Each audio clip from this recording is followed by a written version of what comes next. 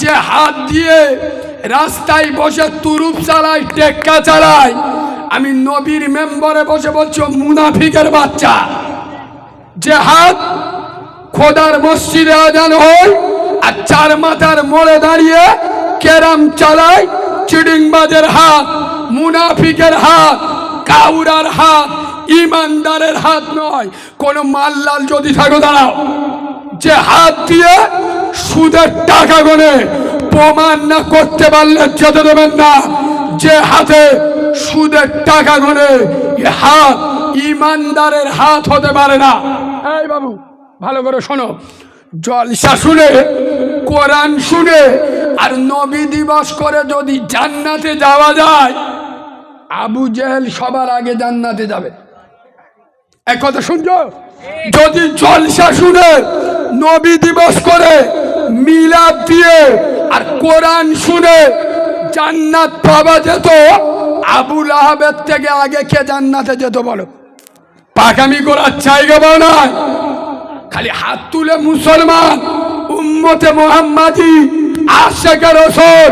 আরে সবাই যদি উম্মতে মুহাম্মাদি, আশিকে রাসূল আর কোরআন প্রেমিক হলে, বলবো কথা কিন্তু গায়ে লাগছে, বলবো বলবো সবাই যদি ইমানদার, আশিকে রাসূল আর কোরআন প্রেমিক হলে,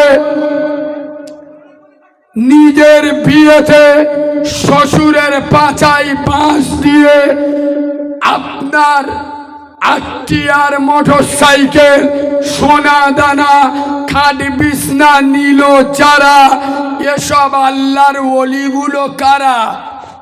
সবাই যদি ইমানদার, আশিকে রাসূল, কোরআন প্রেমিক হলে, খোদার মসজিদে আজান হয়, বাড়িতে এড়ে গরুর মতো যারা বসে থাকে, এসব আল্লাহর ওলিগুলো কারা? সবাই যদি ইমানদার মুসলমান, আশিকে রাসূল হলে, নিজেদের বাড়ির মেয়েগুলো বন্ধন লোন, গ্রুপ লোন করে, এসব যন্ত্রগুলো কারা? আমি নবীর মেম্বারে এত ওয়াজ করার পরেও ফের চ্যালেঞ্জ করছি, মুসলমান জান্নাতে যাবে। মুসলমান কোথায় যাবে? কথা বলে না। মুসলমান জাহান্নামে যাবে না, মুসলমান জান্নাতে যাবে। মুসলমানের ছানা হলে 100% জাহান্নামে যাবে। কেন? মুসলমান বেনামাজি হবে? জোরে বলো, হবে না। মুসলমানের বাচ্চা হলে বেনামাজি হবে। মুসলমান সুদখোর হবে না, মুসলমানের বাচ্চা হলে সুদ খাবে। মুসলমান জেনা করবে না, মুসলমানের ছানা হলে জেনা করবে। খোদার কসম, মুসলমান হয়ে যান, উম্মতে মুহাম্মাদি হয়ে যান। আব্বা নামাজ পড়লে কি হবে শুনবেন? নামাজ অমানুষকে মানুষ বানায়। সুবহানাল্লাহ বলুন। নামাজ অপবিত্রকে পবিত্র বানায়। নামাজ অসৎ চরিত্র লোককে সৎ চরিত্রবান বানায়। নামাজ জাহান্নামীকে জান্নাতি বানায়। সুবহানাল্লাহ বলে। সোনার বাবাজি, আমি এতক্ষণ আপনাদের বোঝাতে চাচ্ছি, জান্নাতে যেতে গেলে সারা জীবন ভর ওয়াজ শুনলে কাজ হবে না। 3টে কাজ করতে হবে। নাম্বার 1, হারাম ছাড়তে হবে, হালাল খেতে হবে। নাম্বার 2, 5 ওয়াক্ত নামাজ পড়তে হবে। আচ্ছা বলুন তো, সব কিছুর মালিক কে? জোরে বলুন। আমি যদি আপনাদের চিটিংবাজ বলি সহ্য হবে? কিছু কিছু মাল লেগে যাবে। এটা 100% চিটিংবাজের ভাষা। আমি যদি বলি সব কিছুর মালিক কে, এখানে বসে বলছেন আল্লাহ। সব কিছুর মালিক যদি আল্লাহ হবে, আব্বা বুকে হাত দিয়ে বলো, ফজরে মসজিদে ডেকেছিল কে? 8 বছর ওয়াজ শুনে শিখেছে মুয়াজ্জিন। আচ্ছা মুয়াজ্জিন যেই পারে হোক, মুয়াজ্জিনের ডাকটা আসলে কার? জোরে বলুন। এখানে বসে বললেন সব কিছুর মালিক আল্লাহ। সেই আল্লাহ ফজরে ডাকলো। কচি মতো বোর গোলা জড়ে কে শুয়েছিলে বলো? এই কথাগুলো বললি তো খারাপ লাগে। এখানে বসে বলছি সব কিছুর মালিক আল্লাহ। ফজরের নামাজ পড়বে না কে? আমি। সব কিছুর মালিক কে? আল্লাহ। বন্ধন লোনের টাকা খাবে কে? আমার বউ হেভি দেখতি, সভাপতি হবে। তার মানে কি? একটা লোক তার মেয়ের বলতে যে মা বিয়ে কর, 30 বছর বয়স হয়ে গেল, মেয়ে বলতে যাবা বিয়ে আমি করব, কিন্তু দুলাভার মতো বর দিতে হবে। বাপ বলতে যে ওতে ভালো জিনিস দিচ্ছি, বলে না ওইরাম জিনিস দিতে হবে। তার মানে কি বুঝতে হবে? দুলাভার সাথে বলো বলো। এদিক বুকি হাত মেরে বলতে যে মুসলমান, নামাজ পড়বে না কে? আমি। মুসলমান রোজা করবে না কে? আমি। উম্মতে মুহাম্মাদি সুদ খাবে কে? আমি। উম্মতে মুহাম্মাদি জেনা করবে কে? আমি। মানে কি? শয়তানের সাথে সেটিং করা। সোনার আব্বা, দুটো পায়ে ধরে বলে যাচ্ছি, জান্নাতে যদি যেতে চান সর্বপ্রথম হালাল খেতে হবে, নাম্বার 2 5 ওয়াক্ত নামাজ পড়তে হবে, আর নাম্বার 3 একটু পরে বলবো। তার আগে আমি জানি এই তরুণীপুর এলাকা, এদিককার মানুষ আলাদা, এদের মহাব্বত আলাদা। এরা আলেম উলামাদের মহাব্বত করে। হয়তো 2 ওয়াক্ত নামাজ পড়তে পারেনি, 2টো রোজা রাখতে পারেনি, কিন্তু আমার নবীর প্রতি, ইসলামের প্রতি, কোরআনের প্রতি একটা আলাদা মহাব্বত আছে না নাই? জোরে বলুন। আমার সোনার আব্বা, আমি একজন মাহারা ছেলে এবং আমি রুগী মানুষ।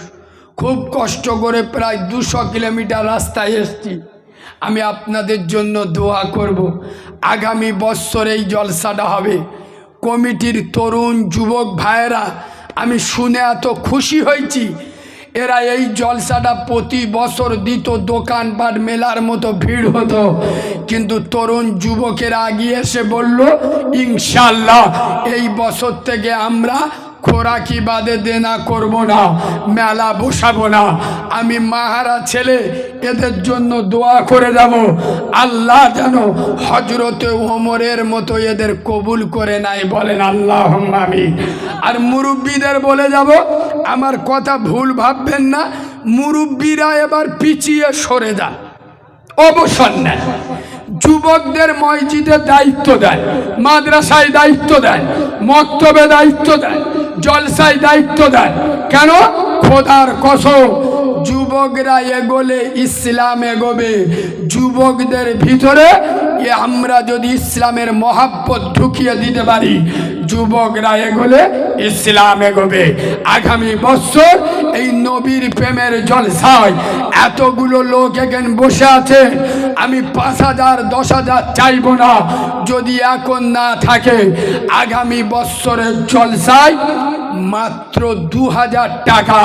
কোন সোনার আব্বা, সোনার তরুণ, সোনার নওজোয়ান, সোনার ভাই, যা আল্লাহ যদি আমার বাঁচিয়ে রাখে, আগামী বছরের জলসায় এই দেখেন ইমানদার কার বলে দেখে।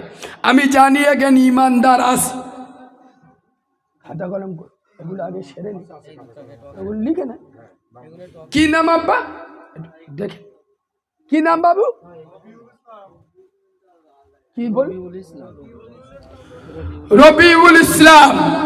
আহারে সোনারে ভাই, এইখানেতে বাড়ি, থাকতে না পেরে কথা দিল তাড়াতাড়ি। কবুল করো আল্লাহ তুমি রহমান, আর মাফ করে দিও খোদা, বাড়াইও সম্মান। বলেন আল্লাহুম্মা আমিন। আব্বা, আমার রবিউল ভাইয়ের সাথে আর একটা ভাই 2000 টাকা দেবেন, যে আল্লাহ আমার বাঁচিয়ে রাখলে আগামী বছরের জলসায় আমিও 2000 টাকা দিয়ে দেবো। আর একজন কোন তরুণ ভাই, যুবক ভাই, কত টাকা কোথায় চলে গেছে?